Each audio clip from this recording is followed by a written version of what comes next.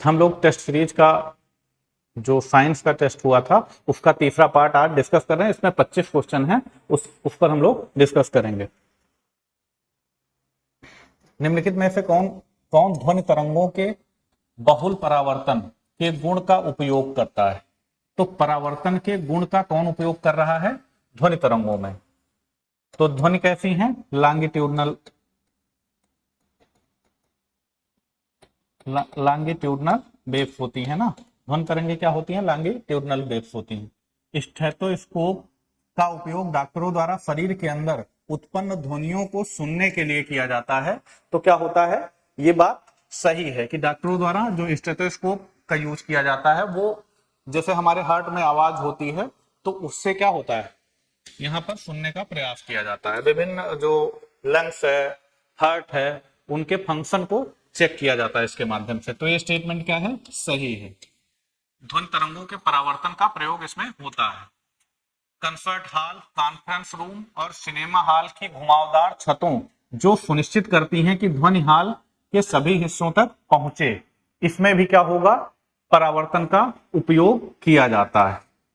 लेकिन ये परावर्तन कभी कभी क्या होता है कि आवाज ठीक से सुनाई नहीं देती। परावर्तन के कारण क्या होगी, कभी कभी आवाज ठीक से सुनाई नहीं देती है। तो वहां क्या किया जाता है, जो किनारे दीवारें बनाई जाती हैं, कंसर्ट हॉल हो गए या कॉन्फ्रेंस रूम हो गए या सिनेमा हो गए, उसकी दीवारें क्या होती हैं, उसमें हार्ड कोटिंग नहीं की जाती है। हार्ड कोटिंग का क्या मतलब कि बहुत सॉलिड नहीं रखा जाता। जैसे प्लास्टिक, किनारे की तरफ प्लास्टिक लगा दिया गया या और भी कई उत्पाद होते हैं उसको यूज कर लिया जाता है। वो क्या करते हैं, अतिरिक्त जो ध्वनि तरंगे होती हैं उनको अवशोषित कर लेते हैं। ठीक है, तो ये क्या होगा कि प्रयोग भी इसका होगा कि ताकि क्या हो, समान रूप से सभी जगह आवाज सुनाई दे। प्रयोग भी होगा उसका कि समान रूप से सभी जगह आवाज क्या हो, सुनाई दे। और उसको रोकने का भी प्रयास किया जाएगा कि अतिरिक्त जो होगा, जो गूंजने वाली आवाज होती है उसको अवशोषित कर ले। तो ये भी स्टेटमेंट क्या है? सही है। यहाँ पे मेगाफोन, हार्न और तुरही। तुरही क्या है? ये बजाने के लिए यूज होता है। ट्रम्पलेट, ये मेनली बजाया जाता है, बजाने वाला यंत्र है। में ध्वनि भेजने की दिशा के लिए डिजाइन किया जाता है। तो ये भी स्टेटमेंट क्या है, इसमें भी ध्वनि के परावर्तन का प्रयोग किया जाता है। ठीक है, रिफ्लेक्शन का क्या किया जाता है, उपयोग किया जाता है। तो क्या हो जाएगा इसमें? डी हो जाएगा। इसका तीनों आंसर, तीनों स्टेटमेंट क्या है, सही है।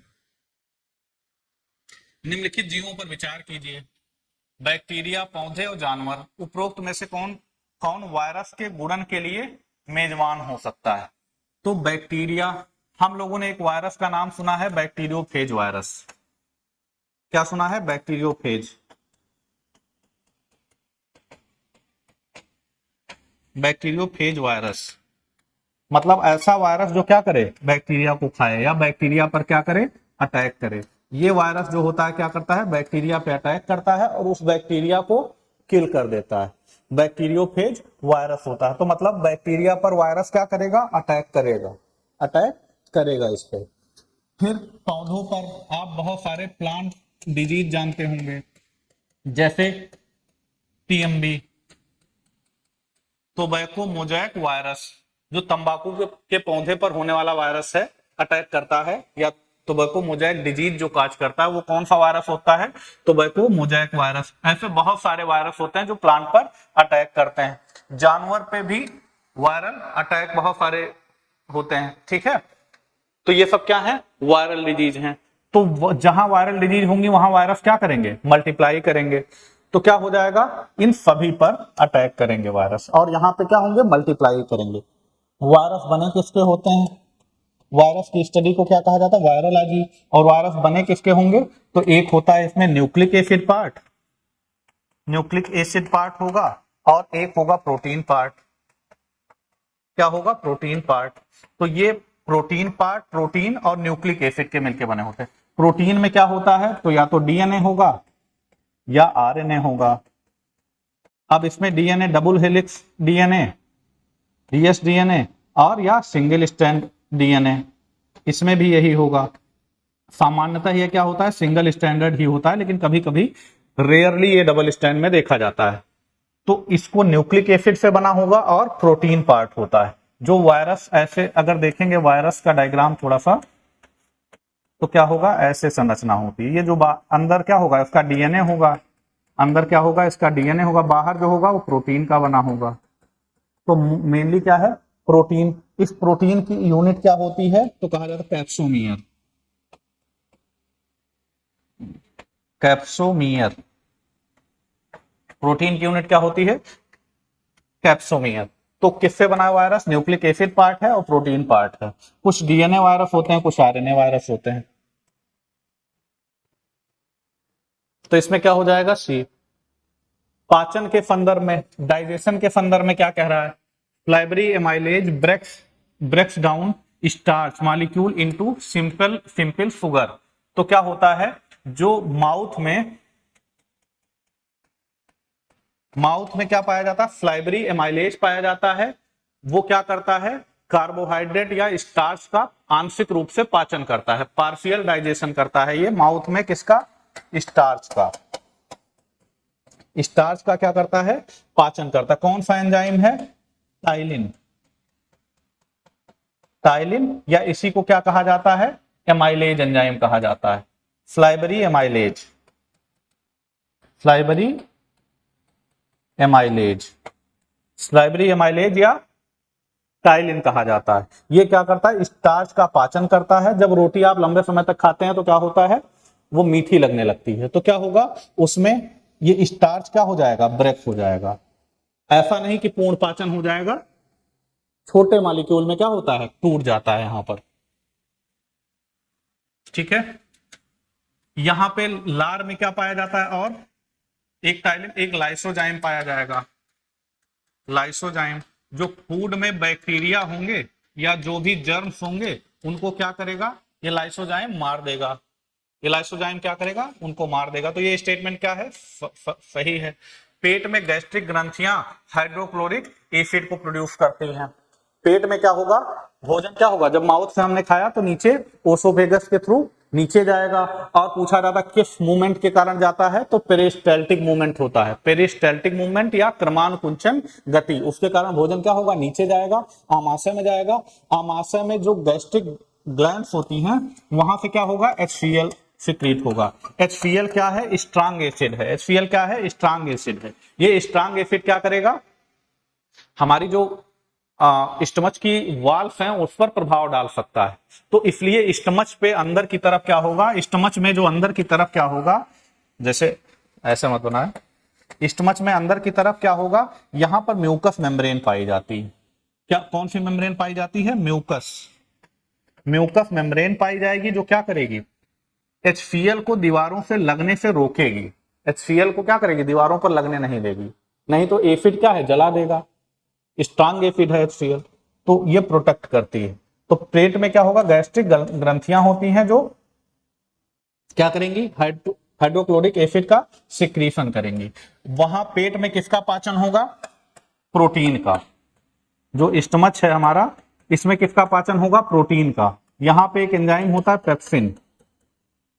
पेप्सिन क्या करेगा, प्रोटीन को पेप्टोन में तोड़ देगा। पूरा पाचन अभी भी नहीं होगा, प्रोटीन से टूटेगा किसमें, पेप्टोन्स में टूटेगा या छोटी यूनिट्स में टूट जाएगा। पूरा पाचन कहां होगा, स्मॉल इंटेस्टाइन में होगा। पूर्ण पाचन कहां होगा, स्मॉल इंटेस्टाइन में होगा। ठीक है, तो ये दोनों स्टेटमेंट क्या है, सही है।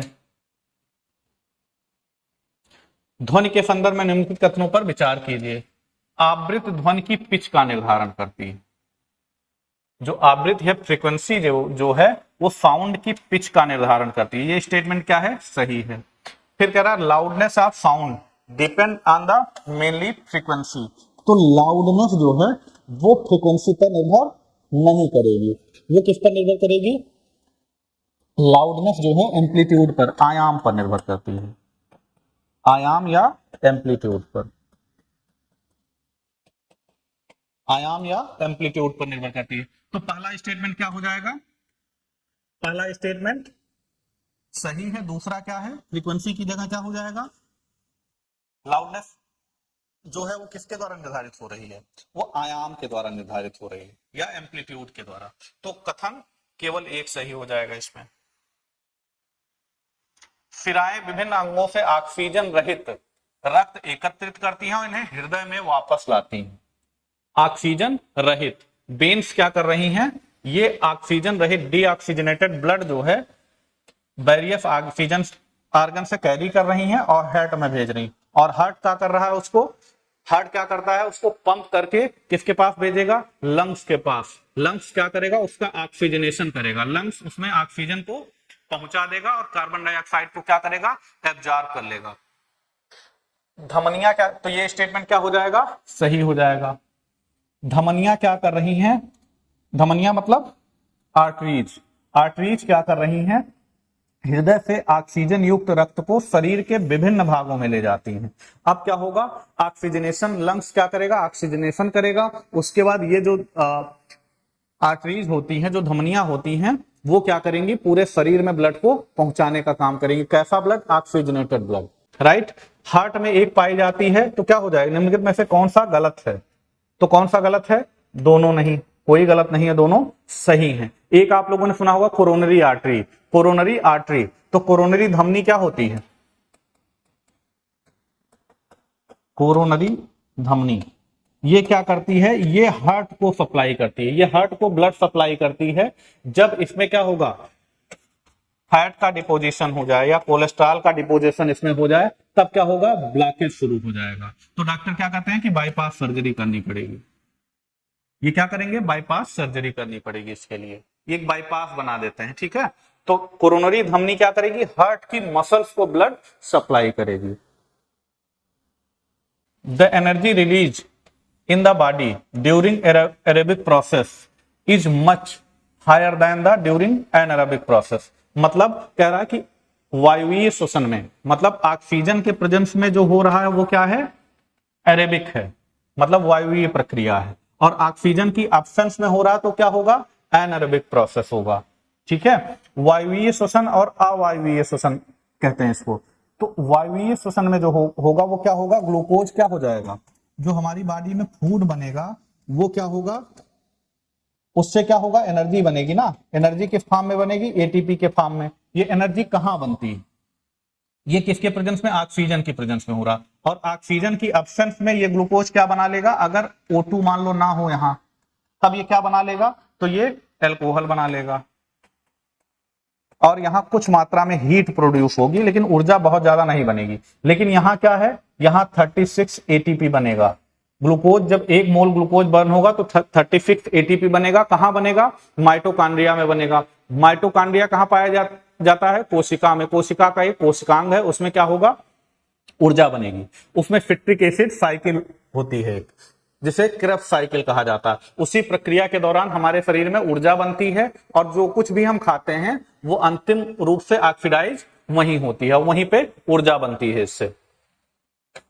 तो ये क्या हुआ, एरोबिक प्रोसेस में क्या हो रहा है, ज्यादा ऊर्जा बनती है, एनारोबिक में बहुत कम बनेगी, तो ये सही हो जाएगा। दूसरा, एनारोबिक प्रक्रिया के माध्यम से ग्लूकोज के टूटने के कारण मांसपेशियों में लैक्टिक एसिड बनता है। मान लीजिए एनारोबिक प्रक्रिया में क्या होगा, लैक्टिक एसिड, ऑक्सीजन अगर शरीर में ना हो तब क्या होगा, यही जो ग्लूकोज है वो लैक्टिक एसिड के रूप में डिपॉजिट होने लगता है। ऑक्सीजन की एब्सेंस में क्या होगा, ग्लूकोज मॉलिक्यूल शरीर के अंदर लैक्टिक एसिड के रूप में डिपॉजिट होने लगता है। तो इसमें क्या होगा, दोनों कथन सही हो जाएंगे।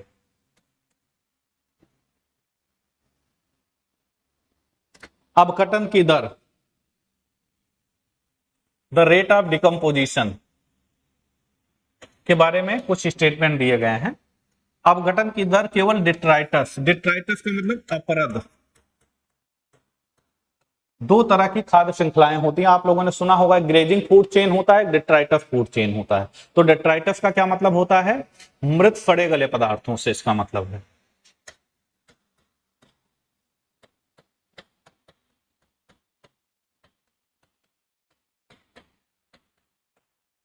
ठीक है, अपरा डिट्राइटस फूड चेन क्या है, डिट्राइटस क्या है, मृत सड़े गले पदार्थों से है, ठीक है।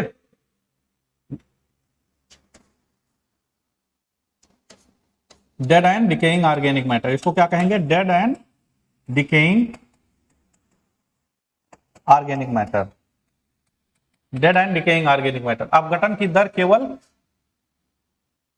डिट्राइटस की रासायनिक संरचना द्वारा नियंत्रित होती है, ना कि जलवायु द्वारा। मतलब क्या कह रहा है कि जो मृत सड़े गले पदार्थ हैं ये जो बन रहे हैं ये केवल किस पर निर्भर करेंगे, अपघटन की दर केवल डेट्राइटस की रासायनिक संरचना, मतलब जिससे वो बना है, जिससे कोई जीव बना हो वो मरे उसके बाद सड़ने करने लगे, तो वो सिर्फ किस पर निर्भर करेगा, उसकी जो रासायनिक संरचना होगी। तो ये क्या होगा, ऐसा नहीं होता है। बहुत सारे क्लाइमेटिक कंडीशन होती है जो इसको निर्धारित करती हैं। जैसे टेम्परेचर ज्यादा है, अगर सपोज करिए टेम्परेचर ज्यादा है तो जो फंगस होगा, जो बैक्टीरिया होगा, जो डिकम्पोजर होते हैं, जो अपघटन करता है, अपघटक है, वो क्या करेंगे, उनकी ग्रोथ बढ़ जाएगी, तो अपघटन का रेट क्या हो जाएगा, बढ़ जाएगा। तो जैसे जैसे हम लोग क्या करते हैं कि इधर से 0 डिग्री से ऊपर की तरफ जाएंगे या नीचे की तरफ जाएंगे तो क्या होगा, रेट ऑफ डिकम्पोजिशन क्या होगा, ऊपर कम होता जाएगा, क्योंकि जो डिकम्पोजर है उनके डिकम्पोजिशन के लिए आदर्श दशाएं नहीं निर्मित हो रही हैं।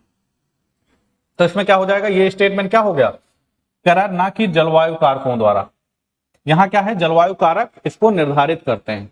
जहां जलवायु टेम्परेचर ज्यादा हो, ह्यूमिडिटी ज्यादा हो, वहां क्या होगा, डिकम्पोजिशन ज्यादा होगा, ऊपर क्या होगा, डिकम्पोजिशन कम होगा। तो जलवायु संबंधी कारक इसको प्रभावित करते हैं। तो इसका मतलब क्या है, ये स्टेटमेंट गलत है।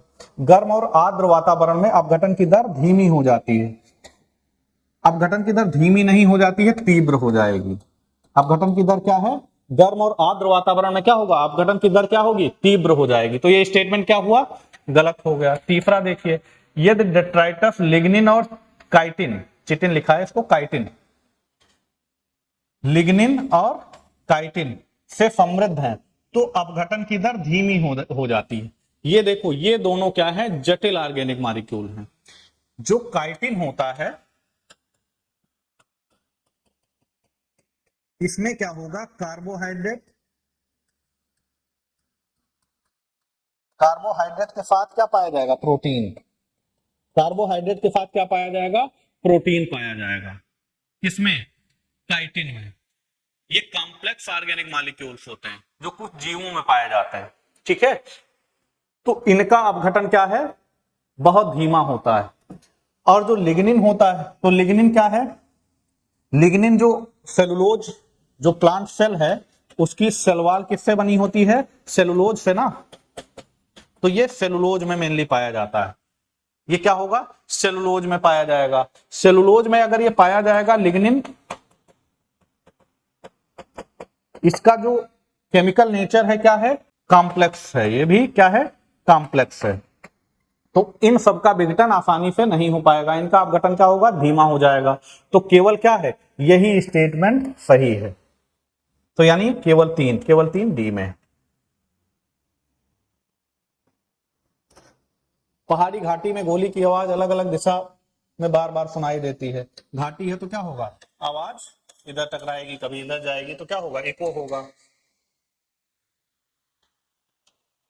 किसी वाहन द्वारा तय की गई दूरी मापने के लिए निम्नलिखित में से किस उपकरण का प्रयोग करेंगे, तो क्या होगा, ओडोमीटर का प्रयोग करते हैं। ये फैक्चुअल क्वेश्चन है। शराब के संदर्भ में निम्नलिखित कथनों पर विचार कीजिए। शराब का सेवन जो मेटाबॉलिक क्रियाओं को धीमा कर देता है और केंद्रीय तंत्रिका तंत्र को कमजोर करता है। तो सेंट्रल नर्वस सिस्टम को क्या करता है, कमजोर कर देता है ना। इसलिए बोलने के पहले आप सोचते नहीं, उतना तर्क नहीं करते। क्यों, क्योंकि जो सेंट्रल नर्वस सिस्टम है, दिमाग जो है आपका कम काम करता है। तो ये स्टेटमेंट क्या है, सही है। शराब का उपयोग पेट्रोल में एक योजक के रूप में किया जाता है, एडिटिव इन पेट्रोल। तो क्या किया जाता है, इसको यूज किया जाता है पेट्रोल में। ये भी सही हो गया। तीसरा, मेथेनॉल का सेवन ऑप्टिक तंत्रिका को प्रभावित करता है और अंधापन का कारण बनता है। क्या कह रहा, मेथेनॉल, मेथेनॉल का फार्मूला क्या होता है, CH3OH, ठीक है। ऑप्टिक तंत्रिका मतलब देखने को, जो लोग मेथिल अल्कोहल का सेवन करते हैं उन्हें क्या होता है, अंधापन उसमें हो जाता है, अंधापन बढ़ जाएगा और देख नहीं पाएंगे ठीक से, बहुत सारी दिक्कतें होंगी। तो ये सब क्या है, इसको मेथेनॉल को क्या कहा जाता है, वुड स्प्रिट भी कहा जाता है, वुड स्प्रिट भी कहा जाता है। मेथेनॉल को वुड स्प्रिट भी कहा जाता है। तो ये स्टेटमेंट भी क्या है, सही है। मेथिल अल्कोहल पीने से अभी कुछ दिन पहले बाराबंकी में कुछ लोग मारे गए थे, तो वो कौन सा अल्कोहल यूज किया था उन्होंने, मेथिल अल्कोहल यूज कर लिया था। निम्नलिखित में से कौन सा युग्म सही सुमेलित नहीं है, तो aluminium bauxite, mercury cinnabar, zinc cuprite, iron haematite. Zinc का क्या होता है, क्यूप्राइट नहीं होता है, इसका होता है कैलामाइन।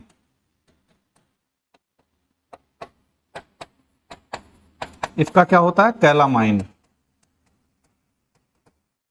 इसका क्या होता है, कैलामाइन। तो ये क्या हो जाएगा, सुमेलित नहीं है। जिंक का अयस्क क्या है, कैलामाइन। गैल्वेनाइज्ड लोहा आसानी से जंग नहीं खाता है। Galvanised iron does not rust easily. तो ये क्या है, सही है। क्या होता है, जिंक की कोटिंग कर दी जाती। कोई लोहा है सपोज करो, इसमें क्या होगा, जिंक की कोटिंग कर दी जाए तो क्या होगा, जिंक की कोटिंग करने से क्या होगा, ये जंग नहीं खाएगा। फिर कह रहा है जिंक में ऑक्सीकरण की क्षमता नहीं होती। तो ये स्टेटमेंट क्या है, गलत है। जिंक में ऑक्सीकरण की क्षमता क्या है, होती है। तो कौन सा हो जाएगा, ए सही है, आर गलत है। सी वाला आंसर हो जाएगा इसमें।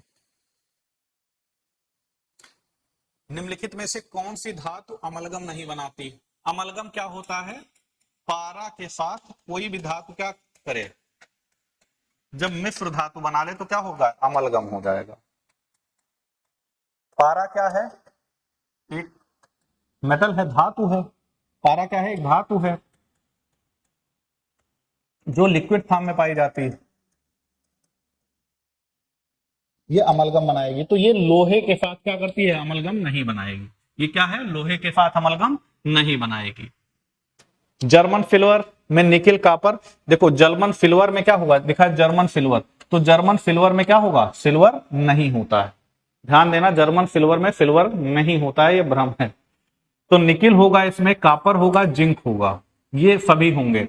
हाइपो, इसमें क्लोरीन नहीं होगा। ब्लीचिंग पाउडर में सोडियम नहीं होगा। ठीक है, तो ये जो मिलान है, जर्मन सिल्वर किससे मिलके बना है, निकिल से, कॉपर से और जिंक से। तो ये क्या हो जाएगा, ये स्टेटमेंट क्या है, ये सही है। जर्मन सिल्वर निकिल, कॉपर और जिंक का मिश्रण है। हाइपो क्लोरीन से मिक्स नहीं हो रहा, हाइपो में क्लोरीन नहीं पाया जाएगा। ब्लीचिंग पाउडर में सोडियम नहीं होगा। लेकिन पीतल किसका बना होता है, कॉपर और जिंक का बना होता है। तो इसमें कौन सा सही है, मेल नहीं खाता है। तो कौन मेल नहीं खा रहा है, 2 और 3। 2 और 3 किस ऑप्शन में है, किसी में नहीं है। तो मतलब यहां 2 और 3 कर लो, एक सही मान लो इसको। कठोर जल उपयुक्त नहीं है। हार्ड वाटर क्या है, उपयुक्त किसके लिए नहीं है, तो पीने के लिए नहीं उपयुक्त है। हार्ड वाटर को पीना उपयुक्त नहीं माना जाता। साबुन से कपड़े धोने के लिए, इसमें भी उपयुक्त नहीं है। बॉयलर में उपयोग करने के लिए, यहां भी नहीं है। कठोर जल में क्या होगा, कुछ अशुद्धियां होंगी। जब बॉयलर में यूज किया जाएगा तो प्रेसिपिटेशन होगा, किनारे क्या होगा, कुछ डिपॉजिट हो जाएगा, तो उसकी कूलिंग प्रभावित हो जाएगी, उसकी जो हीट है वो प्रभावित हो जाएगी। फसलों में सिंचाई के लिए भी उपयुक्त नहीं है। तो कौन सा कठोर जल उपयुक्त नहीं है, किसके लिए, किसी चीज के लिए नहीं है। बोर्डो मिक्सचर पानी में कॉपर सल्फेट और कैल्शियम हाइड्रोक्साइड का मिश्रण है और इसका उपयोग कवकनाशी यानी फंगीसाइड कवकनाशी या फंगीसाइड के रूप में किया जाता है। यह भी स्टेटमेंट क्या है, सही है। बोरिक एसिड का उपयोग दवा उद्योग में खाद्य परिरक्षण फूड प्रिजर्वेटिव के रूप में किया जाता है। यह स्टेटमेंट क्या है, सही है। सूखी बर्फ क्या है, ठोस कार्बन डाइऑक्साइड है, यह भी सही है। लाफिंग गैस क्या है, नाइट्रिक ऑक्साइड, नाइट्रिक ऑक्साइड नहीं है, क्या है, नाइट्रस ऑक्साइड है ना, N2O है। ये क्या है, नाइट्रस ऑक्साइड है। लाफिंग गैस क्या होता है, नाइट्रस ऑक्साइड होता है, नाइट्रिक ऑक्साइड नहीं होता है, नाइट्रस ऑक्साइड होता है, जो क्या है, एक ग्रीन हाउस गैस है। नाइट्रस ऑक्साइड क्या है, ग्रीन हाउस गैस है। तो ये सुमेलित नहीं है। सल्फ्यूरिक एसिड को पतला करने के लिए एसिड को पानी में मिलाया जाता है, ना कि पानी को एसिड में। सल्फ्यूरिक एसिड को पतला करने के लिए क्या किया जाता है, एसिड को पतला करने के एसिड को पानी में मिलाया जाता है। मतलब पानी हो, इसमें कुछ क्या करो, एसिड मिला दो। क्यों, क्योंकि पानी का विशिष्ट उष्मा क्या है, बहुत अधिक है। पानी की विशिष्ट उष्मा क्या होती है, ज्यादा होती है। ऐसा नहीं करेंगे कि एसिड में पानी मिला रहे हैं, पानी में एसिड मिला रहे हैं, क्योंकि क्या होगी, रिएक्शन होगी, रिएक्शन होगी, उससे हीट प्रोड्यूस होगी। ठीक है, तो कौन सा हो जाएगा, ए हो जाएगा। कथन कारण दोनों सही है और व्याख्या है। कौन सा सही नहीं है, नहीं पूछा। NaCl की उपस्थिति प्लास्टर ऑफ पेरिस की फेटिंग दर को बढ़ाती है। प्लास्टर ऑफ पेरिस में क्या होता है, NaCl का कंपोजिशन होता है, जो क्या करेगा, इसकी सेटिंग दर को बढ़ा देगा। सीमेंट की सेटिंग दर को धीमा करने के लिए उसमें जिप्सम मिलाया जाता है। तो ये भी क्या है,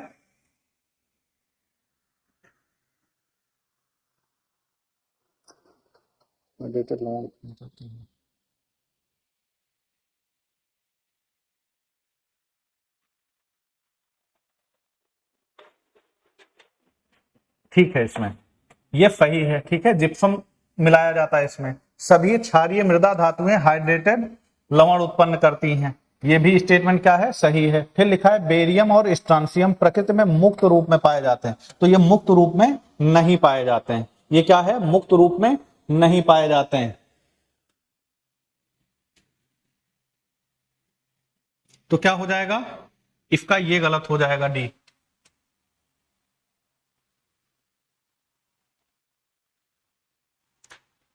कौन सा रसायन फलों को पकाने में मदद करता है, तो इथेफान होता है। इससे क्या प्रोड्यूस होगा, इथाइलिन। इथाइलिन ये क्या करता है, फलों को पकाने में मदद करता है। एसिटिलीन के बारे में विचार, इसका उपयोग वेल्डिंग उद्योग में किया जाता है। तो इथाइलिन का, एसिटिलीन का उपयोग क्या किया जाता है, बिल्डिंग उद्योग में किया जाता है। ठीक है, बिल्डिंग उद्योग में किया जाएगा। और कहां किया जाता है इसका उपयोग, बिल्डिंग उद्योग में। यह प्लास्टिक निर्माण में उपयुक्त कच्चा माल है, यह भी सही है, रॉ मटेरियल है। इसे सिलिकॉन कार्बाइड और पानी मिलाकर आसानी से प्राप्त किया जा सकता है। तो यह सिलिकॉन कार्बाइड नहीं है, यहां पे क्या होगा, सिलिकॉन कार्बाइड नहीं होगा। यहां क्या होगा, कैल्शियम कार्बाइड। क्या होगा, कैल्शियम कार्बाइड। तो थर्ड स्टेटमेंट क्या होगा, गलत हो जाएगा। एक और दो सही हो जाएगा इसमें। आनुवंशिक रूप से संशोधित फसलें, मतलब जीएम क्रॉप्स की बात कर रहा है। क्या लाभ है इसके, तो क्या लाभ है, अजैविक तनावों के प्रति सहनशील बनाता है। सहनशीलता में क्या करता है, वृद्धि करता है।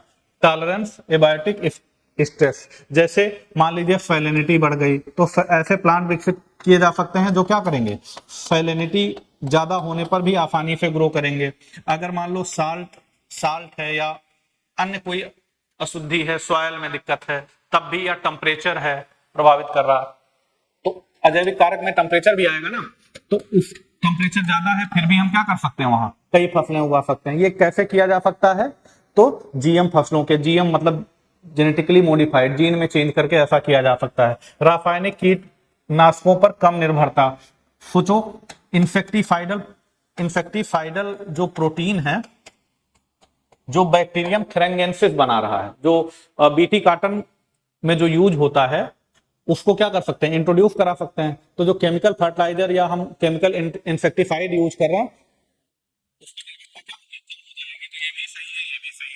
कटाई के बाद सुरक्षा में वृद्धि, ये भी कर सकते हैं। ठीक है, जीन में चेंज करके ये भी कर सकते हैं। कुशल बायोमास उपयोग के माध्यम से मिट्टी की उर्वरता में सुधार, ये भी हो सकता है। भरपूर पोषण मूल्य, ये भी चीजें हो सकती हैं। ठीक है, मतलब रिच न्यूट्रिशनल वैल्यू, जैसे राइस में किया गया था ना, राइस में गोल्डन राइस, तो ये सारी चीजें की जा सकती हैं। तो सभी सही हो जाएगा इसमें। भारत में राष्ट्रपति द्वारा उद्घाटन किए गए पर्पल फेस्ट का उद्देश्य क्या था, तो ये क्या था, लेवेंडर महोत्सव मनाना। लेवेंडर क्या है, एक फ्लावरिंग प्लांट है, इससे क्या होता है, इत्र इत्र बनाया जाता है, तो इसके महोत्सव को मनाना, पर्पल फेस्ट। विद्युत आवेश के संदर्भ में निम्नलिखित कथनों पर विचार कीजिए। एमीटर किसी वस्तु के विद्युत आवेश नहीं हुआ। एमीटर क्या नापेगा, विद्युत धारा। ठीक है, विद्युत धारा की उपस्थिति का परीक्षण करने के लिए एक उपकरण है, तो ये गलत हो जाएगा। विद्युत आवेश को एक प्रतिरोधक के माध्यम से एक आवेशित वस्तु से दूसरी वस्तु में आसानी से स्थानांतरित किया जा सकता है। तो ये स्टेटमेंट क्या है, सही है। प्रतिरोधक के माध्यम से क्या एक आवेशित वस्तु से दूसरे आवेशित वस्तु के बीच स्थानांतरित किया जा सकता है, ये सही है। तो केवल 2 सही हो जाएगा इसमें। कोशिका अंगकों के संदर्भ में निम्नलिखित कथनों पर विचार कीजिए। राइबोसोम जो है खुरदुरी एंडोप्लाज्मिक रेटिकुलम, एंडोप्लाज्मिक रेटिकुलम क्या है, कोशिका में पाया जाता है। ऐसे देखेंगे न्यूक्लियर मेम्ब्रेन से लगा हुआ होगा।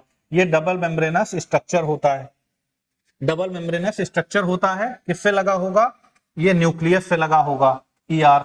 इसमें ये 2 तरह का होता है, एक होता है rough smooth endoplasmic reticulum, smooth, और एक होता है रफ एंडोप्लाज्मिक रेटिकुलम,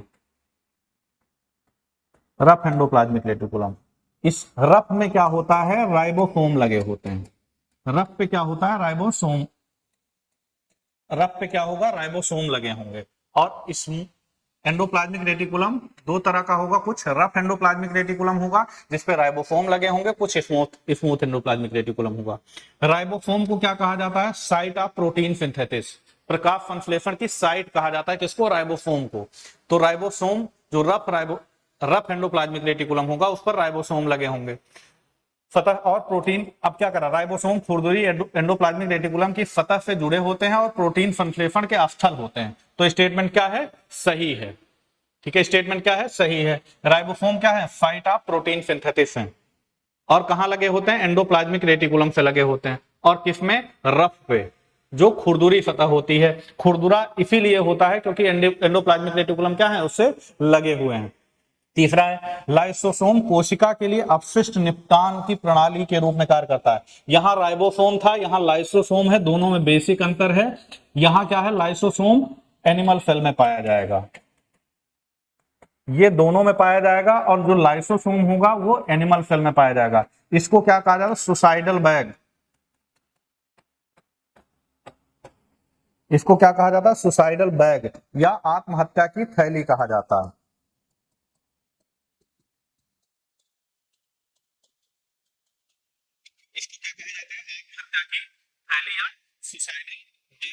इसमें कुछ हाइड्रोलिटिक एंजाइम होते हैं, इसमें क्या होगा, लाइसोसोम में क्या होगा, कुछ हाइड्रोलिटिक एंजाइम होते हैं जो प्रोटीन को, फैट को, कार्बोहाइड्रेट को क्या करेंगे, हाइड्रोलाइज कर देंगे।